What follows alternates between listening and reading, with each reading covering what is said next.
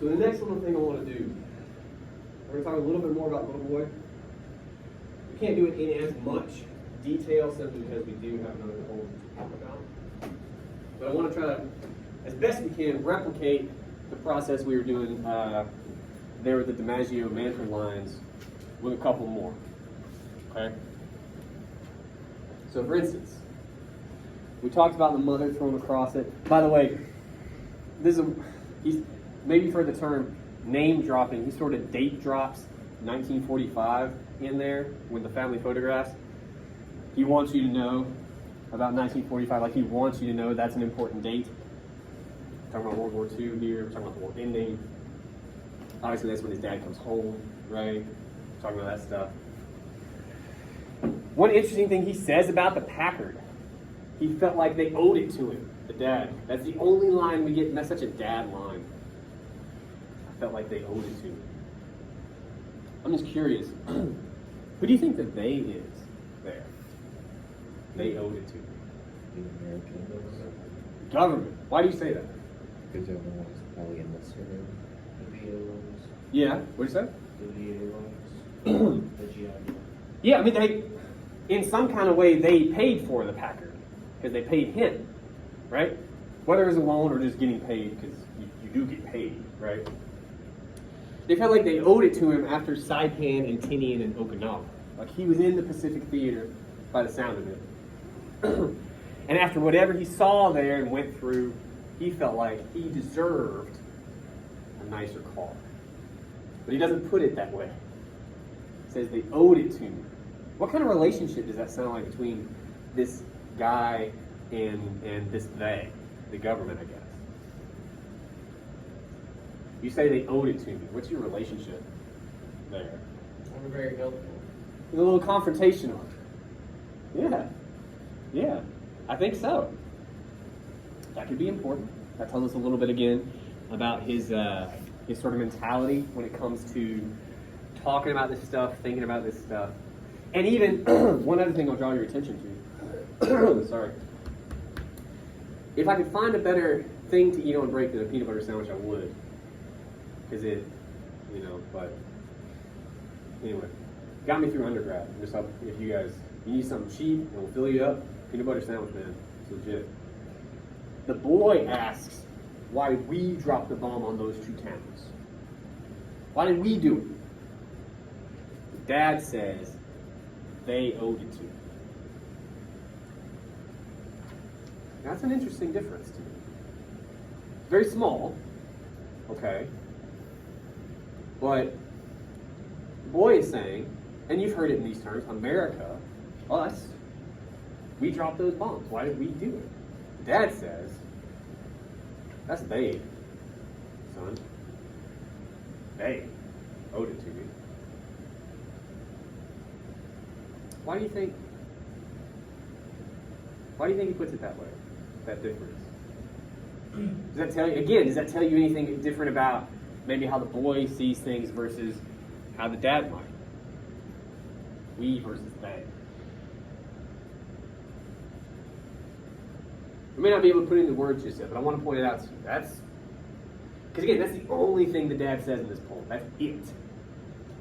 So out of the 8 words he says, one of them is they. Okay, moving on. We talk about the cloud, we talk about the semi.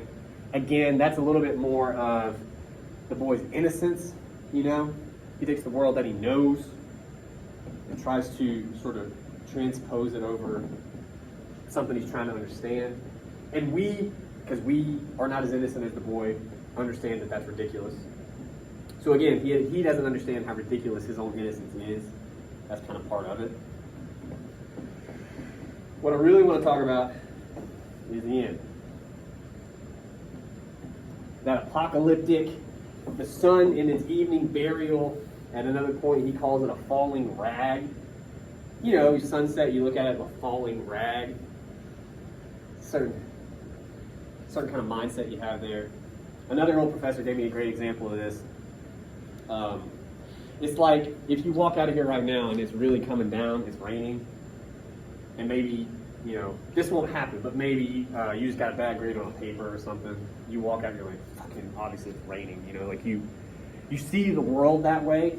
Versus, if you get an alert on your phone, like, I just won the lottery, you would dance through the storm, right? Oh, it feels so good, this rain.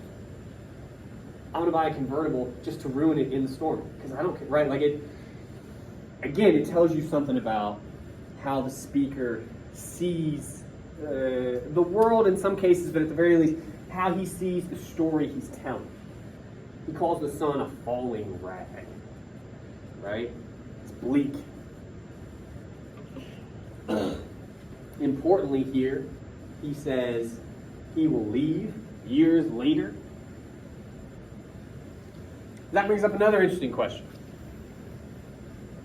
How old do you think the speaker is? We don't get a number, but like ballpark it. 10, 11. Here. 10, 11. Yeah, sure. But I would have pegged him as a little younger, but whatever. That's not how old the speaker is. He tells us years later. And again, you think about it, none of this sounds like a little boy. I have two of them. They don't talk like this. This is him looking back. You don't know it up here, necessarily. He hasn't said as much. But when you get that line about years later, this is him telling you he's looking back on him having asked that question. He's remembering now. What's different, maybe, about how he views that question now versus how he viewed it back then? He lost. No. He knows the context. He understands what that question was now. That might be why he wrote a poem about it. It's like, I can't believe I asked my dad that, of all people. Right? Sure. He's looking back years later and saying, with that loss of innocence, right? So we understand now, too, he somehow lost the innocence he had. We know it can be lost. That's kind of interesting. Because the paragraph we were starting to write made it sound, in some ways, kind of impenetrable. How do you pop that bubble? How do you... That's a hard question, because it happens to all of us. Maybe it just takes time, like a lot of time. But he says it seems to have happened. From here to here, it seems to have happened. Somewhere. He's lost that innocence. That's interesting. That might be something we could think about. All right. Last line. We have to talk about this. It's different from everything else in the poem. I'm going to read the whole last sentence because it is one sentence, but we're going to concentrate on the last line here. And I got to find the start of it because it's a long sentence. Is it there? The hand?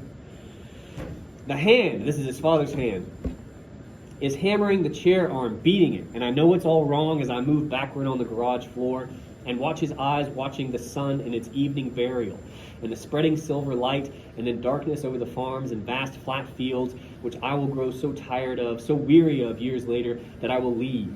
Watching then as I do now his eyes, as they take in the falling rag of the sun, a level stare, a gaze that asks nothing and gives nothing.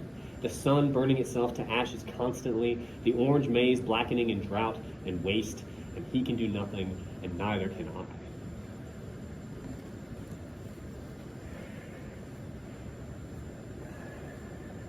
He can do nothing and neither can I. What? Do what? Like an endless cycle. Of what?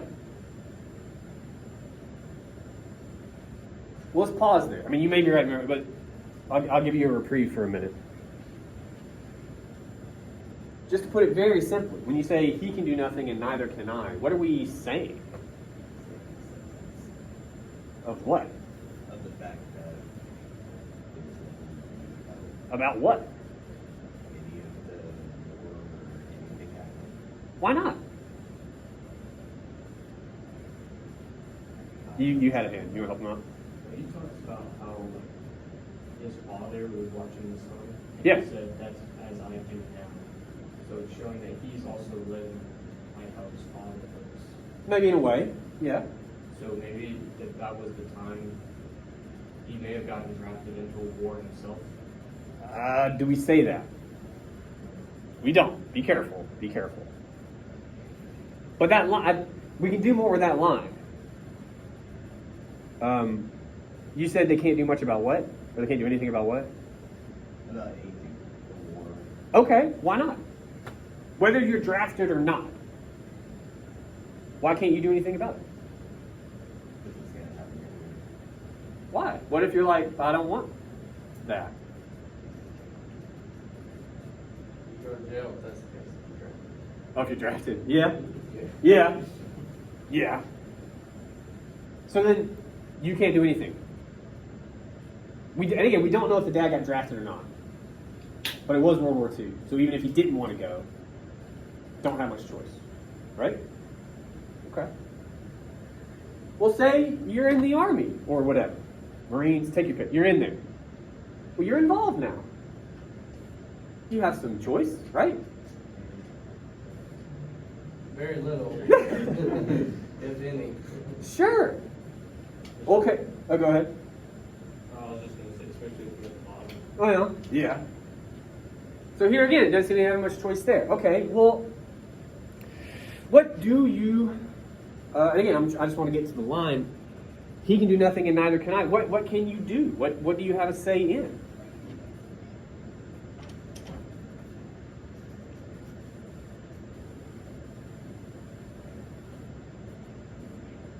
Like, I didn't choose that. Maybe talking about saving the field. Saving the field? Because he talks about how the darkness and the drought was over the field. Can you control drought and waste? You can't. Just before that, we talked about the sun burning itself to ashes. Any astronomy, cosmology fans in here? You might know what's going to happen to the sun in about 1 billion years? It's going to explode. Not much we can do about that. So you can't control the sun. You can't control drought. You can't control if you're drafted. I'm irate. You can't control that, right? Like you just have to deal with it, live through it, right? Was that even a choice? Not much of one, right? So again, we come back to that. He can do nothing and neither can I. Now I'm going to ask the question. Why did we drop those bombs on those 2 towns in Japan?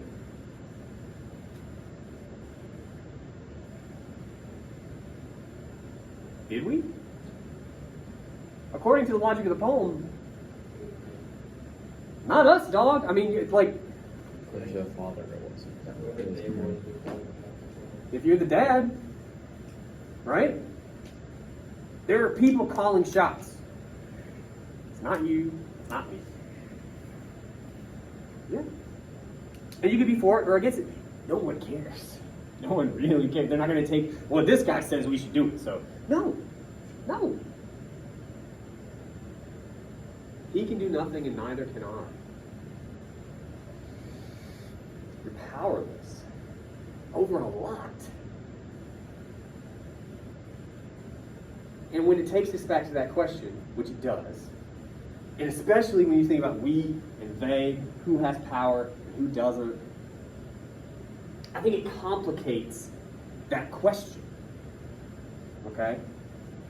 This is what I mean by that. We're going to wrap this up in a second because I want to move to the next poem. On the one hand, clearly, the dad can't answer that question for a lot of the reasons we've given. The son is too innocent to understand. Also, even if he wasn't, like, would you want to kind of unload that on a little person? Like, probably not. You know, like, there's all kinds of reasons not to do it. And maybe the dad did see some shit. Maybe he doesn't want to, like, verbal, you know, yes, sure. But alongside that, with the end of the poem in mind, you could argue the dad also has knowledge he doesn't want to give the boy about this. Because the boy gets it after he leaves. He sees the world outside of Kansas, right? What's the big lesson he comes back with? He can do nothing and neither can I. That's the knowledge.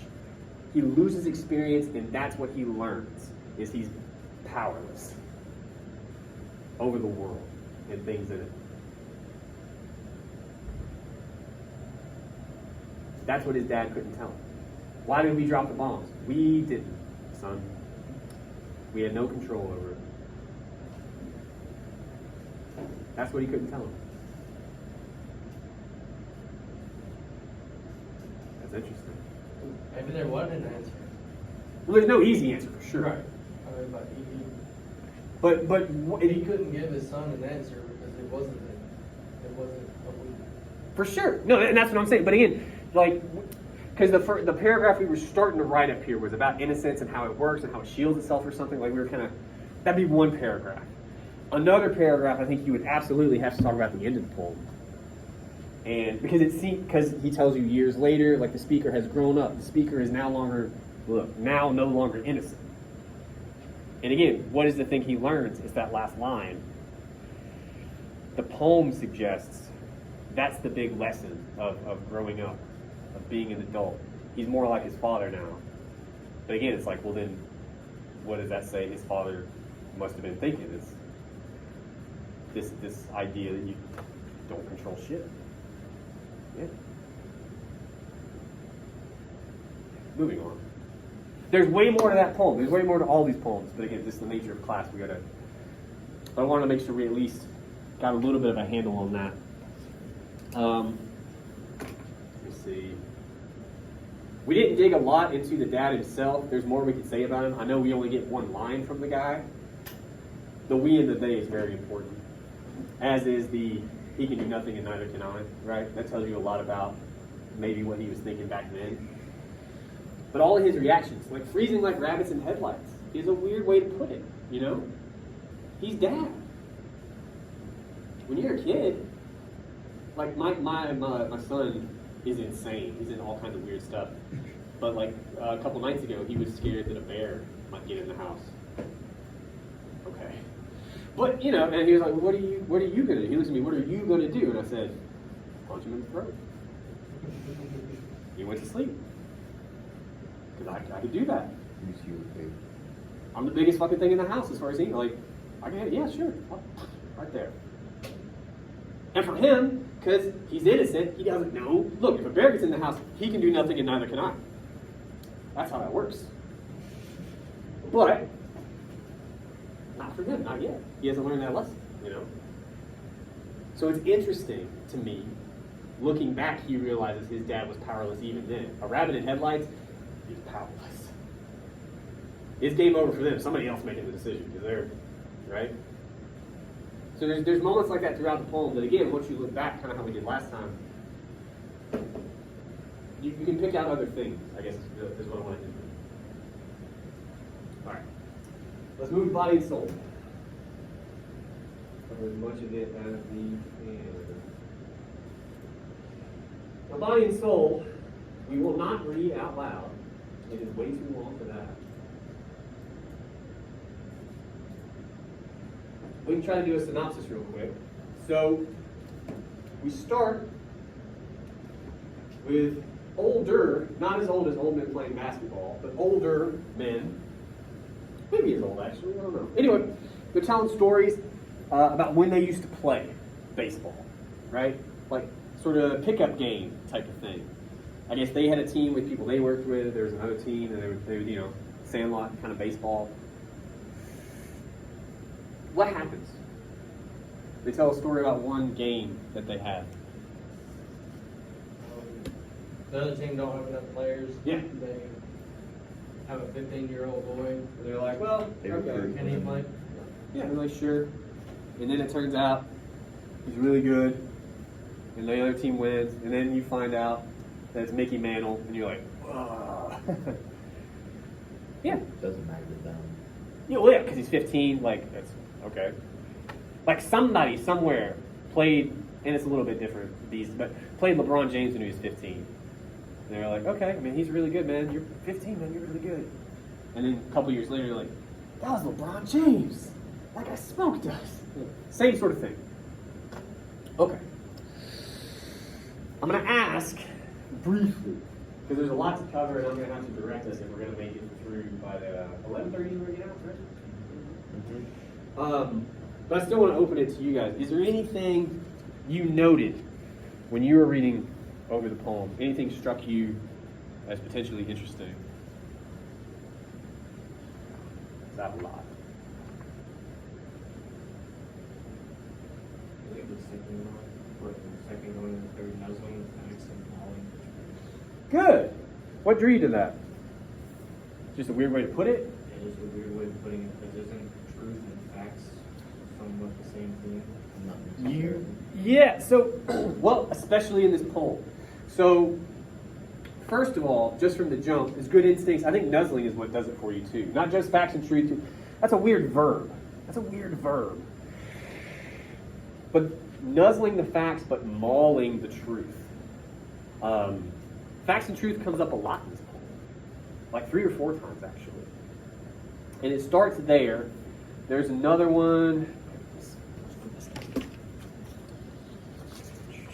There's only 3 stanzas in this. They're just huge. Is it all the way in the 3rd stanza? I think I missed one of them. But he says, there's one thing more, though it is not a fact. It's at the very end of the poem. And then he calls Mantle the blue-eyed bringer of truth.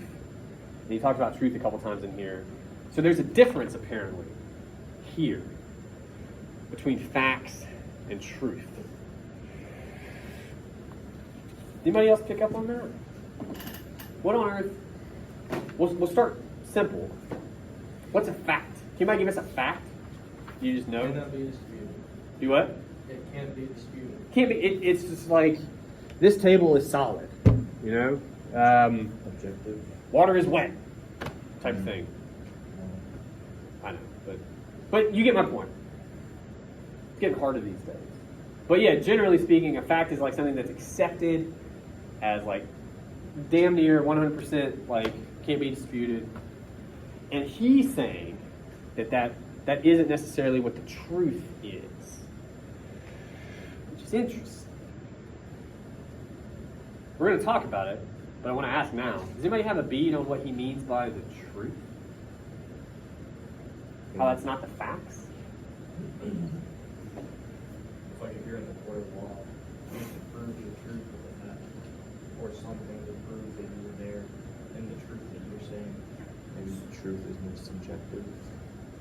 Yeah. Like What? it's less accepted, but it can still be It's correct. disputable. It's disputable. Yeah? But it still can be correct.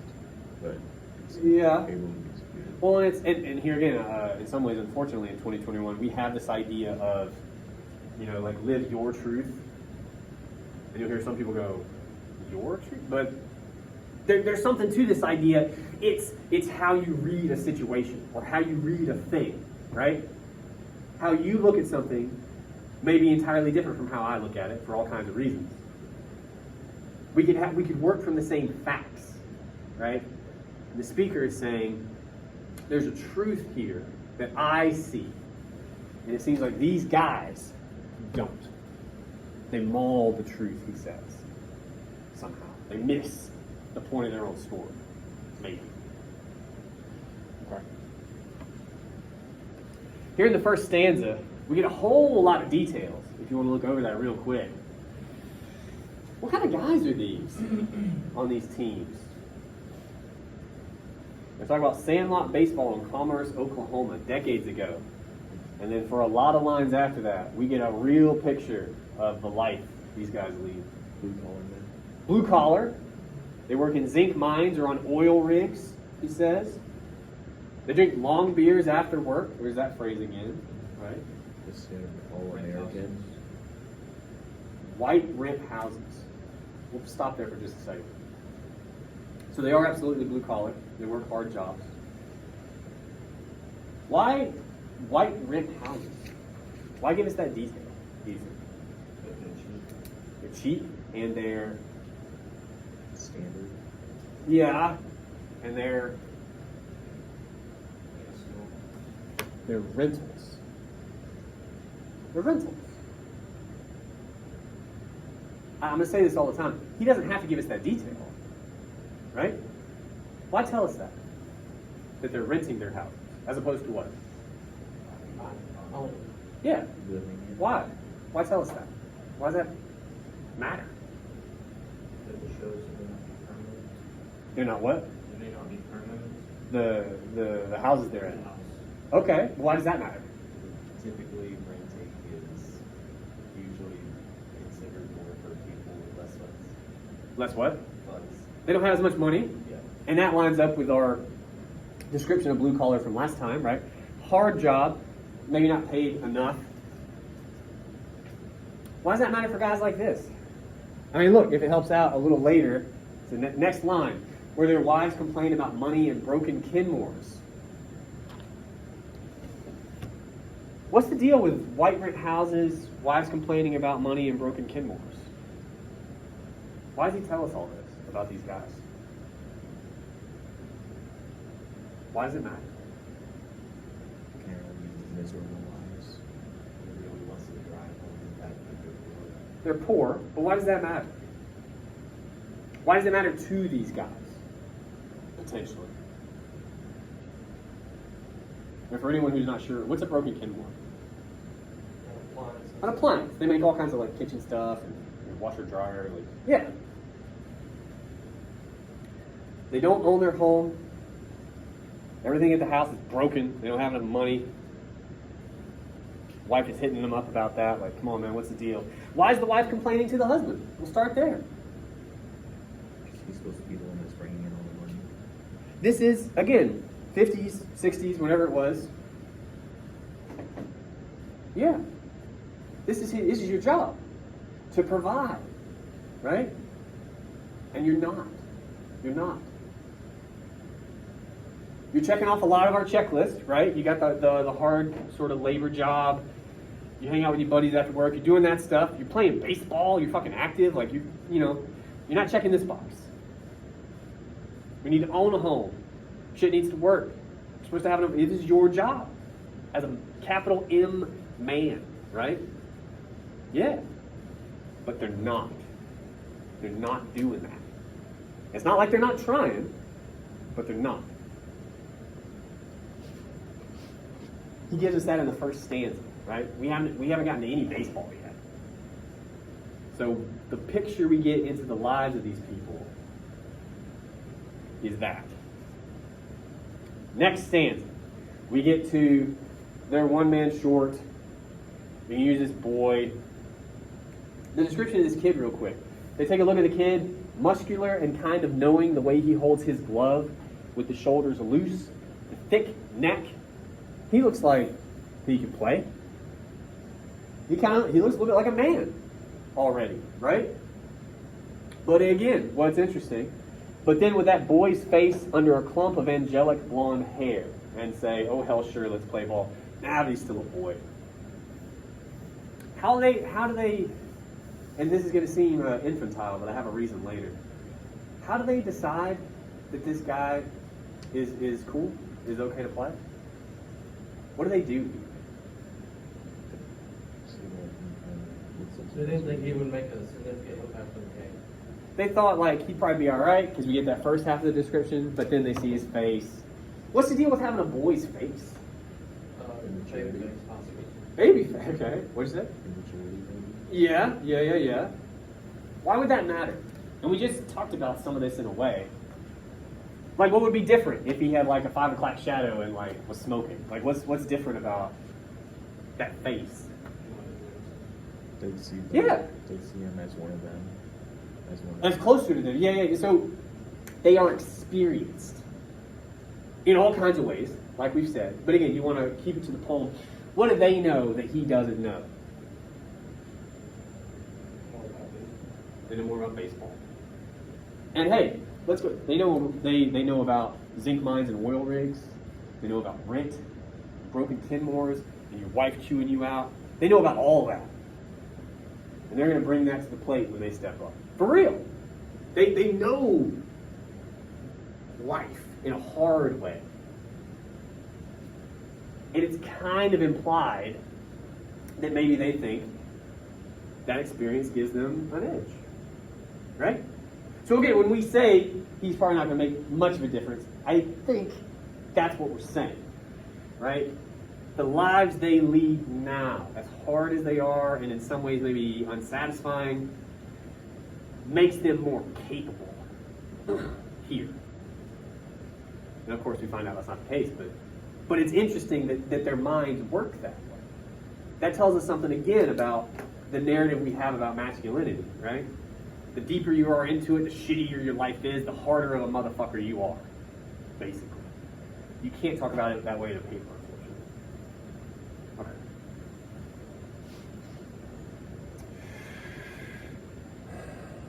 Do we have time for this? Yeah, we have time for this. All right, 2 more things in this stanza. We get a little bit of a fun moment. I want to draw you to a line break. So it all begins. It's right under the blonde hair. The men loosening up, joking about the fat catcher's sex life. It's so bad. Line break. Last night he had to hump his wife, that sort of thing. Like they have like locker room talk here. But the way that line break works, it's very similar to how we talked about last time with old men playing basketball.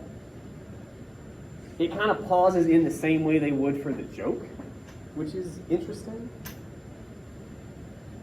Anyway, there's more to say about that, but I want to draw you to this actually. Several lines below that, we have a huge turn. This is the sort of thing, if it did not set off alarm bells for you when you were reading, you gotta notice stuff like this, okay? All I'll say is, if you didn't notice this before, you might be a little too complacent when you're reading, or you might be reading too quickly. You slow down. But here, we're talking about baseball, tobacco juice, everybody's hanging out. Talk that gives a cool, easy feeling to the air. Talk among men normally silent, normally brittle, and a little angry with the empty promise of their lives. That is what's known as a shift. Men normally silent, normally brittle, and a little angry with the empty promise of their lives. Let's talk about that for a second. Empty promise of their lives. What is an empty promise? As a kid, they had dreams. They could do anything, go anywhere. Okay. The American dream. Sure. For sure. The American dream. And again, think about the kind of guys these are, the kind of work they do, the time they grew up in. They were told, you work hard, you make something of yourself. We all know. And it kind of seems like, given where we see they are, it didn't work out that way. Right? So it's an empty promise. An empty promise is like something you tell somebody you'll do. You're like, yeah, man, I'll pick you up from the airport. I'm not fucking doing that. Call a taxi like an adult. Yeah, it's an empty promise. And given how the speaker describes it, he's implying that they see it that way. Like he's implying they feel like they've been tricked or lied to, or they were owed something. Kind of how the dad talks about it in Little Boy. They were owed something. They didn't get it. They put in their side, right? Working their asses off, doing everything, and it didn't work out like it was supposed to. Moving on. There's a lot of cursing in this poem. You guys notice that? One of my favorite moments in the poem, Mickey Mantle hits his first home run. The speaker just says, "Holy shit." We have all these long, long sentences, and then just, "Holy shit." You kind of read it that way too, right? Everybody just stops. Yeah. And then a couple lines after that, so what? Let's play some goddamn baseball. Like it's, on the one hand, it's the way these guys talk, right? Like it's a nice little, but I think it's doing more than that. It's, I'm not sure, to be honest with you. But there's something here about, like, he does it a few times, the cursing. He doesn't curse in the other poems like this. Like it's something about the setting, maybe something about these guys being together. That there's cursing. Does that make any sense? All right. Anyway, let's go to the next page. Or if you're scrolling, you'll scroll some. Let's see. So he throws him a curve next time. He's not going to hit him with just fastballs, you know. He homers that again. Then he's going to give him a real pitch. The mean-faced man from Karsh, who just doesn't give a shit anyway, and then you find some things out about that guy's life. His is worse than everybody else's. You talk about an empty promise. Mantle, of course, homers again. Here's a nice little touch. How do they all turn around here at the end of second stanza? It's a really interesting description. It's like 3 lines up from the end of the second stanza. Mantle hits that home run and they all turn into certain line. Chorus line. Like a chorus line. Now it could be nothing. Although of course I'm gonna say it's not. That's a very specific way to talk about people turning around. What's a chorus line? Do you guys know? Man, Line of singers. Kind of. What? A group of like singers and The dancers. The dancers. And they move in unison. And I suppose they would all turn. And by the way, if you haven't watched much baseball, I've watched enough to know when somebody hits a home run, everybody does go, what? Like all at the same time. Because it's human, you just follow it, right? Like, oh, sure. Chorus line is usually women in like short skirts. It's just interesting that we kind of, a little dig at their masculinity here, right? Just, oh yeah, we're just nicely dressed women just turning in unison. So I'm pointing out. Okay, we're almost to the good stuff. All right, here's another facts and truth moment. When we find out it's Mantle, oh God, I'm not going to know how many lines. Several lines into the third stanza, but you see Mickey Mantle right there on the left margin. That'll help you. And that's the story, and those are the facts, he says. The speaker does. But the facts are not the truth. So he tells us, in case we missed it early in the poem, hey dummy, I just gave you all the facts. I told you he hit a bunch of home runs. I told you the pitches got crazier and crazier. He cranked them all out. Those are the facts. That's not the truth. The truth is something else behind all of that, he says. Okay? I think, though, as I scan the faces of these old men, now we're back in the present, now lost in the innings of their youth, I think I know what the truth of the story is. I imagine it lying there in the weeds behind that Alles Chalmers, which is a tractor, just waiting for the obvious question to be asked. Why, or why in hell didn't they just throw around the kid, walk him, after he hit the third homer? Anybody would have. We got to take a minute, because again, not everybody knows baseball. Can somebody explain to us really quick, what are we talking about? Walking them. Why would they do that? 4 balls and they get one on first base, You just give him first base. but they don't have a chance to hit Because he's so good. And he homers every time he's up. Rather than give him 4 bases, give him 1. Take 1, take your base. risk reward. He's neutralized. He can't do anything now. I guess he could steal, but even like he's not nearly as dangerous if you just give him that base. It's strategy. That is an interesting question, isn't it? Once you hear that story, he homers how many times? 3, 5? 5 times? Yeah, about the third homer. About the third homer, the question goes, you could walk him. It makes sense. But they don't. And the rest of the poem is about that. Anybody would have. Especially 9 men, that's how many people are on a team, with disappointed wives and dirty socks and diminishing expectations, for whom winning at anything meant everything. Why? Do you think? Winning? Go ahead. They're already losing. At what? life in general, that they have a crap job. Everything. Home life. If you say winning at anything means everything, you're implying that you're kind of losing across the board. Kind of are. Sure. They're stuck in a dead-end job with a crappy home life, and they got nothing to really look forward to. Except for baseball. this fucking game that this kid just wrecked. Yeah. Yeah. But again, they could have walked him. So even that, like, what we're doing here, the speaker is giving you the stakes. He's like, in case you don't understand, this game is kind of all these guys have. And it's not like they win every one, but they according to him, they could have won this one if they just walked the guy. But they don't. And it means so much to them, so then why didn't they, right? Men who knew how to play the game, they had talent. The team just had this ringer.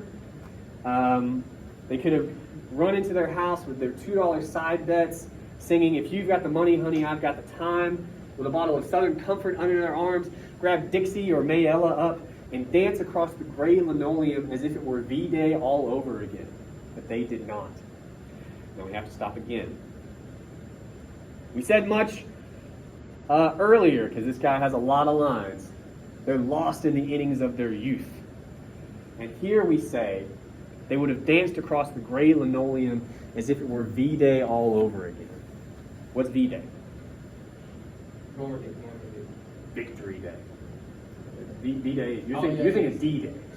Sorry. V-Day was victory. That's the end of the war. Right. The famous picture of the sailor with the nurse or whatever, Times Square. They would have had that moment again here. So that tells you it's a pretty big deal, but V-Day is very specific. Why do you think we go back to V-Day? Sure, it's very memorable. For sure. It's a day. Why? It's a day of victory over a long, arduous Glorious fight. day, people come home, families get back together. Yeah, so you're winning in all kinds of, like the country won the war, sure, but on a personal level, Just you're just winning. victories. When I get to go home, awesome. I get to see my wife, and she's gonna be happy to see me, awesome, right? Like you're just winning. Just every time you wake up, you're winning. V-Day, it's in the name. Yeah, for sure. The question you could also ask is, why do we have to go all the way back to V-Day? Doesn't that also suggest that maybe that was one of the last times? Point of reference. The what? Maybe it's like a point of reference to the last time where they truly felt like they were. They felt like that. Which tells you from there to now, this kind of, yeah, they peaked. And by the way, you get drafted, you're 18 plus. You're about most of your age, okay, is when you would have been drafted. The war was, say you fought for 4 or 5 years, something. So you're still in your 20s, and you've peaked. And everything from there is downhill. That's kind of hard, man. Okay. So we learned that we learned what was, I suppose, the best time of their life, V-Day all over again, okay? Which also tells us that their life since then has been, we'll say, less than great, for reasons that we've covered, okay? But they did not walk him. And he's going to give us a bunch of reasons.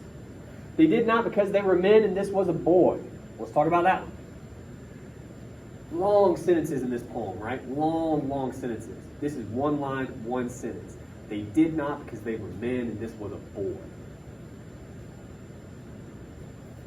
Why can't they walk him? He's good. 5 homers. They thrive as men. As men, which does what? Means what? They, They're going to do what? They're not gonna lose their boy. they need. Well, they are. Well, yeah, they do, but. Well, you mean in a different way. Their They're not- mindset, like, they won't accept the defeat. They can't admit defeat to this boy. To walk him in some way. They're would- acknowledging he's better. Yes, and you cannot do that. Right? Even if it means losing.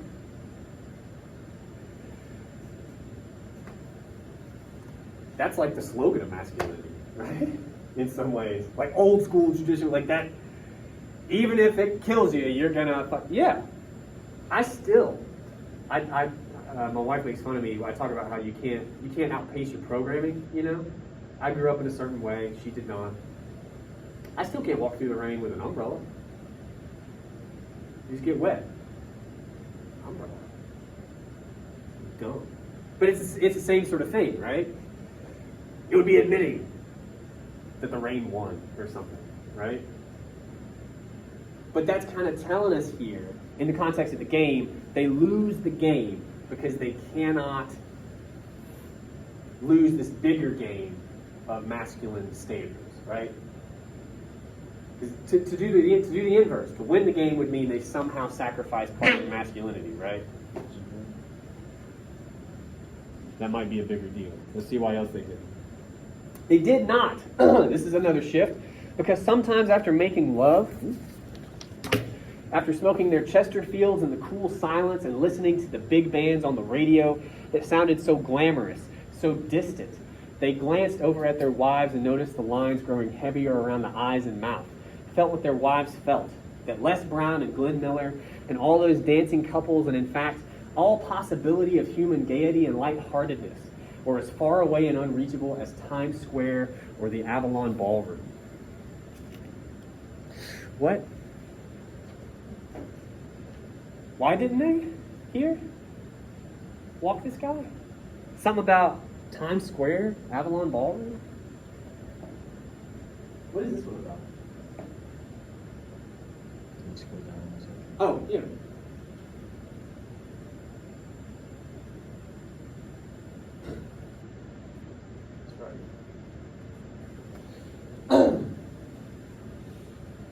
The first reading says they don't walk in. They were men and this was a boy. Okay. The second reason has something to do with Times Square and the Avalon Ballroom and their wives getting older. I suppose they themselves getting older.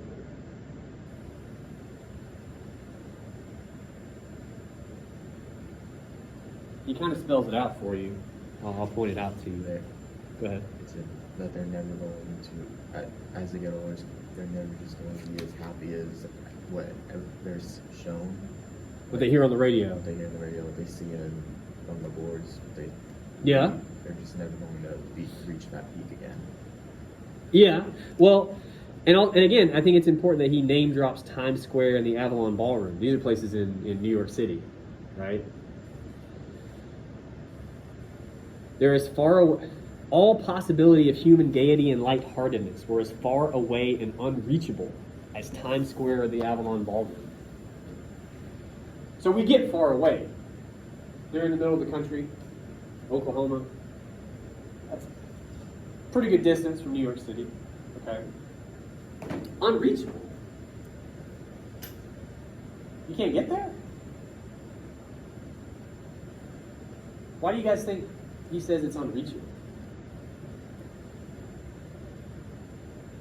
Why can't these people get to Times Square, the Avalon Ballroom? Do you Because they think? just keep on moving, they don't have the ability to go. Okay. It's just bigger. What were you gonna say? They're barely making it through in life. and Okay. They can't afford that luxury. They can't afford it. Yes. That's what they're both getting at. Whether it's from a time perspective or money or whatever. They cannot get there. Like, literally, could they walk there? Sure. Would they lose their job and everything else? Yes. So the world around them, the life they're in, they can't. Back to that question of choice, right? They're powerless to get to that happy place where human gaiety and lightheartedness live. They can only hear it over the radio. So they know it exists, but they know they can't have it. Apparently that's also why they didn't walk, which is interesting. We got one or two more. They did not, because of the gray linoleum lying there in the half dark. I'm going to go kind of slow through this one. That's the second time he said gray linoleum. I'm sure linoleum comes in several colors. Gray is an interesting one. Kind of dingy, kind of like this, right? It's kind of, it's not intrusive. I'm sure that's what they were thinking when they laid this, right? It doesn't distract, but it's also kind of nothing, right? It's not exciting. It's not interesting. Gray linoleum lying there in the half dark. So it's not even dark. Half dark. Kind of light, kind of not. They're in this place of nothing. Right? The free calendar from the local mortuary said one day was pretty much like another. Students always skip this, so I'm not going to let you. The free calendar, you've seen those perhaps, from the local mortuary. They said one day was pretty much like another. What does he mean by that? Like literally. You got this calendar, one day is like another. What does that mean for these people? They're repeating the same different. Same shit, different day. Waking up, go to work, get Yeah. off work, go play baseball. Lose at baseball. Lose a baseball, maybe get a couple beers, Lose at life. go home, your wife chews you out. And look, for the wife too. She gets up, deals with all the broken shit that she's responsible for, probably deals with some kids, right? Husband get home, she lets him hear about it. She goes to bed. Yeah. Every day is pretty much like another. It's also a calendar from a local mortuary. It's depressing. Every day is not like every other day. Damn near every day is like another. Except for one day. What day is that? This is a bummer. The day you die. For these people, every day is the same except for that one. I guess that's a silver lining. I don't know. It's cool, man. One day you'll die. You'll get out of here. So also, that is why they did not walk in. Anyway, there's more to this. The work gloves, I honestly think he only includes this next line in case you didn't get what we just got from that. The work gloves looped over the doorknob like dead squirrels. He's like, hey, talking about death. Anyway. And they did not. This is the big one. They did not walk him because they had gone through a depression and a war that had left them with the idea that being a man in the eyes of their fathers and everyone else had cost them too goddamn much just to lay it at the feet of a 15-year-old boy. Let's walk through that. First two parts are pretty easy. They'd gone through a depression and a war. What are we talking about? Great Depression, World War II. Pretty big deals. They lived through both. And we use that phrase, like they lived through, like they survived. You know what I'm saying? Real hardship that in some ways we can't even imagine. Like, so yeah, why do we talk about it in that way though? Because again, he's kind of implying they think about themselves the same way. They had gone through a depression and a war. They could not walk this motherfucker because they had gone through that. Was there a point that he earned that? Earned what? Earned the respect of the well, not the respect, but he hasn't earned like a life experience Like that. like that. Yeah, and so he doesn't deserve He doesn't deserve what a the walk would privilege. mean. A walk would be a free pass. He's gonna earn it. Ah. He gets a home run. He gets a home run. He's gonna So because they went through so much that demanded so much of them, not a lot of free passes in the Depression or World War II, right? Now we keep swimming around this. Now we understand too. This game is a big metaphor, right? It's not just a game. And yet, to walk him would basically like, don't worry about getting drafted, or don't worry about living in Oklahoma, by the way, in the Depression. That's like Dust Bowl territory. Like that's somehow worse than other places, right? So yeah, I like that. I've never actually thought of that phrase before, but yeah, it's like it's a bit of a free pass, right?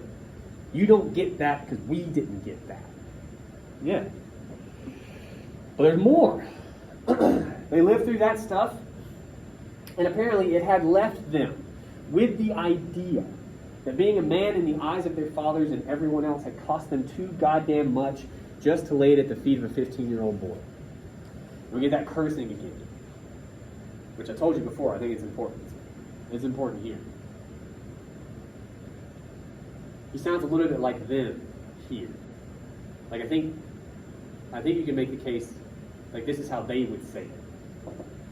It didn't cost them too much. It cost them too goddamn much.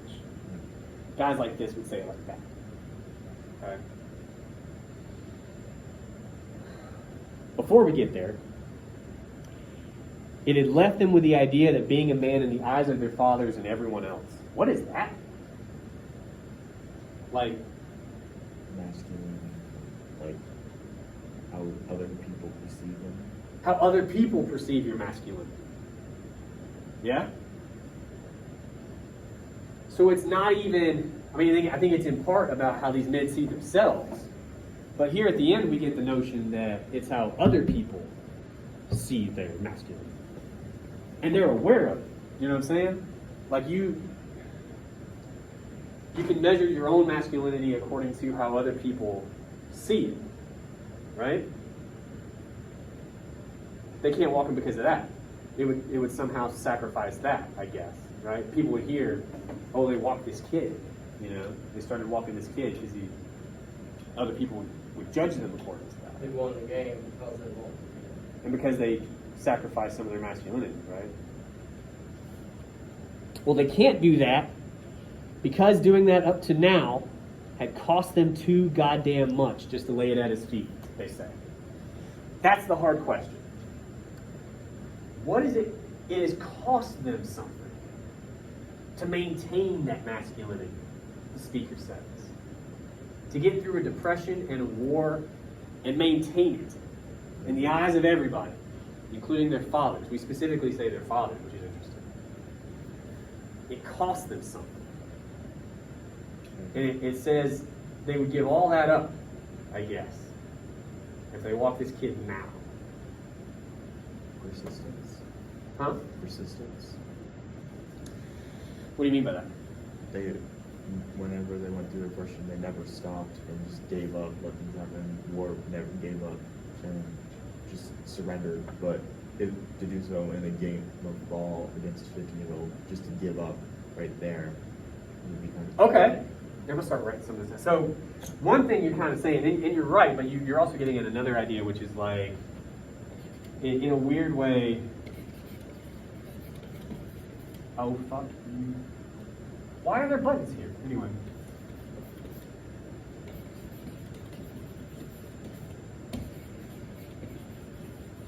It kind of makes all these things equal in a way. The depression, the war, baseball, they're all kind of viewed the same. Like well, I'll ask actually. How are these things the same? Great Depression, World War II, this baseball game. How are they the same for these guys? Major events. Do what? Your major events. Okay, I thought you said the Germans, and I was like, no. Oh. we don't know for sure. What do you mean by their major events in terms of what? Yeah, but in terms of, we gotta get more specific than that. What is this game to them? According to the speaker, what was the depression to them? What was war to them? A way to prove themselves. You guys gotta start saying with your chest. I can't hear you guys. A way to prove Yeah. themselves. It's a way to prove themselves. I think it's both. Okay? Prove themselves in what context? As a man. Okay. And we're also saying that that's kind of all they have. Right? And that kind of cuts everything down to the same size. You comport yourself in the same way always, no matter the scenario. And you will maintain your masculinity, which, by the way, seems to be all you got, so you better hang on to it. Yeah. Well, then aren't we... What time is it? 11:15. I lose track very easily. So we're kind of saying a big thing about masculinity here, which is like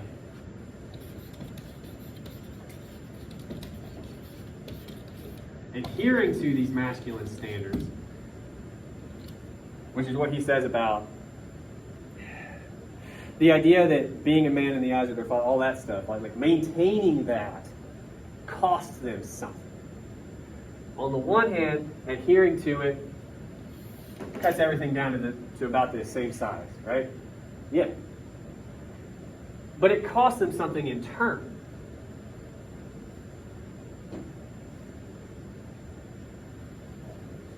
Huh? Happiness. What do you mean by that? It costs them happiness. Why? I mean, I'm not disagreeing. Oh, so in the beginning of it, it talks about their day-to-day lives. Yeah. They go to work, they bust their ass all day. Yeah. They make maybe a minimum wage. Yeah, not enough. They come back home to shitty standards, broken stuff. They Yeah. come home to a wife who's just all about chewing their ass out. Yeah. And so the only happy thing in their life really is this game of baseball that they have going for them. But then maintaining But then- that in the game. But due to the kid coming into the game now, they've lost what happiness and joy they've had because they need to keep their masculine standard by continuing to lose to this kid.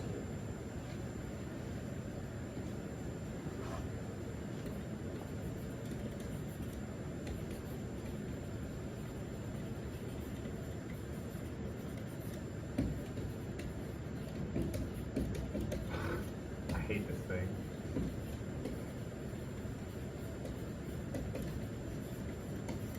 Okay. I just wanted to hear you do it. All the work you just did out loud, by the way, I mean, you do more of it. But that's analysis. That's what we're doing in a paper. Like, you have to break down an idea like this. It's fine to say it, but you got to give me the breadcrumbs, right? I think that's one thing it costs these guys. On the one hand, maintaining their masculinity does, and you're not, probably used to hearing it this way, but it's true. It makes certain things easier. What do I do in this situation? Well, what you've always done. Like, oh yeah, okay. And it's easy. Like, the rules kind of write themselves after a while. But on the flip side, you lose something else, right? You lose the ability to decide for yourself in some ways, right? Like that, you could also talk about the walk like that. You could decide to walk this guy here. You could break the rules this one time. Not a big deal. It might be, according to the poem. And that also suggests, actually, you hear this term, and it gets kind of misused sometimes. This is actual fragile masculinity. Like, it's not, it gets misconstrued. The way it's talking about it in the poem is, it can be broken easily.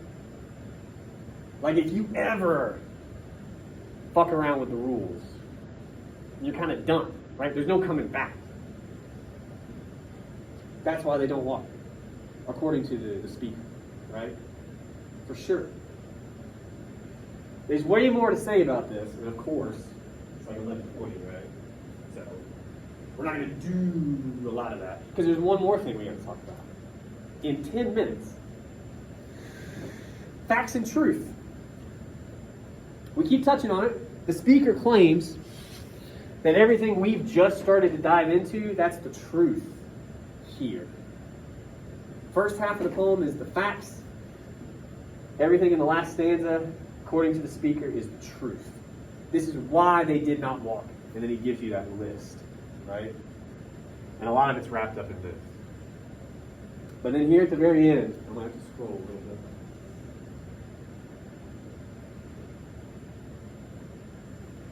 When I see my friend's father staring hard into the bottomless well of home plate, that's a nice moment, by the way, because he's also staring into his coffee cup of Jack and Coke.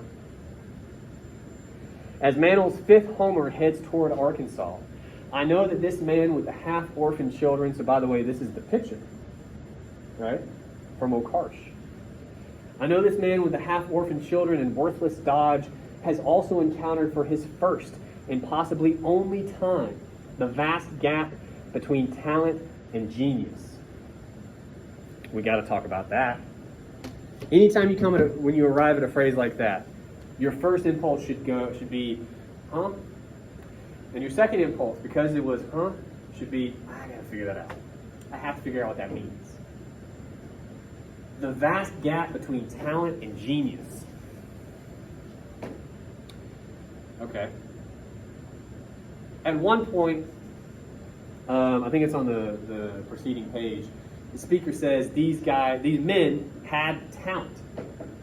They had talent. They played baseball, sounds like a pretty good bit. And at another point he says these were grown men's teams, some in their 30s and 40s. So old enough physically to be capable, right? But not so old that we're in old men playing basketball territory, right? Like they could play. They had talent. He says this guy, this pitcher, encounters the vast gap between talent and genius. So if the men on this team have talent, what's the genius at work here? Mantle. Man. What's the difference? Obviously he's better, okay, and that's part of it. What's the difference between talent and genius, do you think?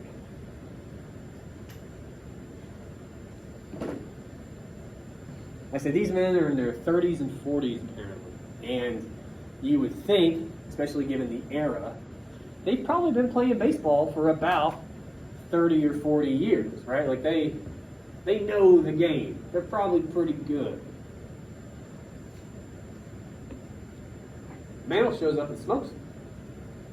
Talent can be built upon, but the genius of it is just all natural. He's just born with it. He's 15. Like he's probably played since he was a kid, but he's also still a kid. Like, yeah. He's just naturally better.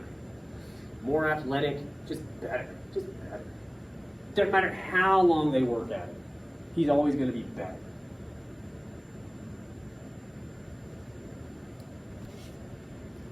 Two lines after that, we call him the blonde and blue-eyed bringer of truth, who will not be easily forgiven. There's that truth again. Not a fact, not indisputable, I guess, but the speaker says it's a truth here about Mantle 2. And it's got something to do with that gap between talent and genius. I want to end today with the last couple minutes we got talking about that.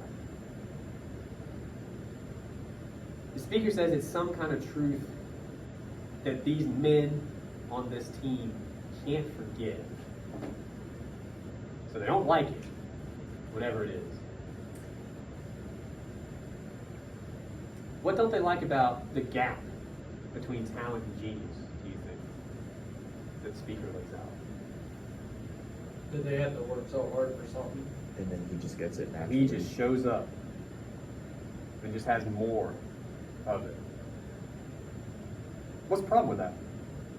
They worked hard for it, and to them, he It didn't. was free. It's a free pass, isn't it? It's not fair. Yeah, for sure. Back to that empty promise, right? Work hard. And look, we normally think about jobs, and they've been playing baseball for 30 plus years. They put the time in. Doesn't matter. Some people are just born with more. Whatever it is in whatever field, take your pick. They're just going to be better, they're going to have more. You don't have a say in that, doesn't matter how hard you work, according to the poll for these guys. And they cannot forgive him of that truth that he shows them that day. Right? So, the poem also has a lot to say about, I mean, you named it, and there's different ways we could talk about it, but one way to talk about it, and these are different, like that's one possible paper. Another possible paper is this question of the American dream. You know? I do think in some ways that's probably like the empty promise we're talking about, right?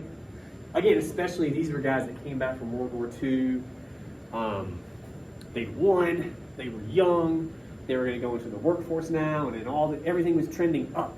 And then you see them a couple decades later, they get their ass kicked by this 15-year-old kid who hasn't lived through anything. He's just naturally better. Some people are Glenn Miller, right? Or Les Brown. They're in the Avalon Ballroom. They get to it. Some people get to do those things, not these guys. So it's wrapped up in this. I think it's also wrapped up in this. Either one of those would be good directions to head in if you happen to write about this one. Oh, we are allowed to write about this one? Yeah, but any Fairchild poll. Any Fairchild? Any Fairchild I poll. thought it was a specific. Okay. No, no, no, I any thought of it was them. beauty. Any of them. Any of them. That's a good question. But any of them. With the no time that we have left, are there any questions as of right now? Okay. For next time, just to make sure I don't forget to mention it to you. A couple things on course 10. You have 2 thesis handouts. These are worksheet, handout type things. They're very boring, I admit that, but they are concise, and I do think they're helpful. Okay?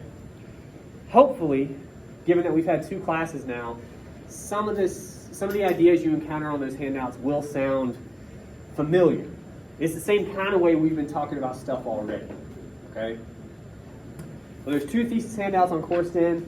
In your next homework assignment, I want you to the best of your ability, compose a thesis statement about a poem and a body paragraph.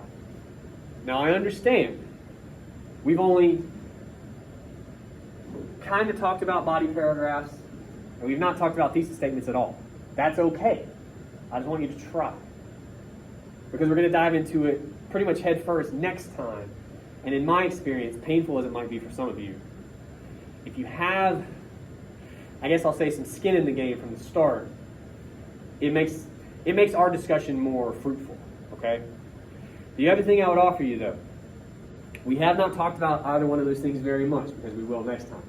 That means whatever thesis you come up with, whatever body paragraph you come up with, at best, is going to need a lot of love before it goes into a paper, okay? And I say that because some of you fall in love with everything you write. It's the same reason I get final drafts titled rough draft.